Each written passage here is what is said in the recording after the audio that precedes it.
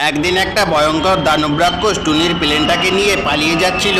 টুনি ভয়ে কান্নাকাটি করতে লাগে। টুনি তখন ভাবে তার প্লেনে কিছু একটা হয়ে গেছে। তখন সে বলে, আমার প্লেনটা খারাপ হয়ে গেছে, কিছুক্ষণ পরে এই প্লেনটা আকাশ থেকে নিচে পড়ে যাবে। আমার প্লেনে অনেক যাত্রী আছে, তারা তো সবাই মারা যাবে।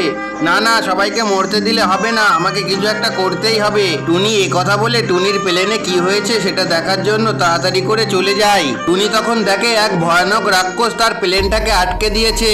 টুনি তখন দানব রাক্ষসকে মারার জন্য পরীর দেওয়া জাদু লাঠিতে তাড়াতাড়ি করে বার করে। ওই পরীর শক্তি দিয়ে ওই রাক্ষসকে টুনি মারার চেষ্টা করে, কিন্তু ওই রাক্ষসের কিছুই হয় না। তখন ওই রাক্ষসটি বলে, টুনি তুই আমাকে কোনোদিনও মারতে পারবি না, আমার কাছে অনেক শক্তি আছে। তোর প্লেন আমি ছেড়ে যেতে পারি যদি সবাই ভিডিওটি লাইক করে চ্যানেলটিকে সাবস্ক্রাইব করে যেতে পারে। একদিন ডাইনি রাস্তা দিয়ে হেঁটে যাচ্ছিল।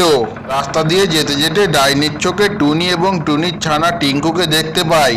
আর সেই ডাইনিটা টিঙ্কুর পাশে গিয়ে দাঁড়িয়ে টিঙ্কুকে দু টুকরো করে মেরে ফেলে এবং বলে, টুনি টিঙ্কু আবার বাজবে যদি সবাই ভিডিওটি লাইক করে চ্যানেলটিকে সাবস্ক্রাইব করে দেয়। আর যদি কেউ লাইক এবং সাবস্ক্রাইব না করে তাহলে তোকেও আমি এমন দু টুকরো করে মেরে দেব।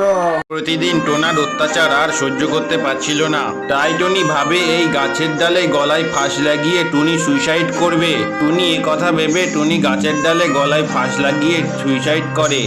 আমাদের ভিডিওটি ভালো লাগলে অবশ্যই চ্যানেলটি সাবস্ক্রাইব করে লাইক বাটনটি ক্লিক করবেন।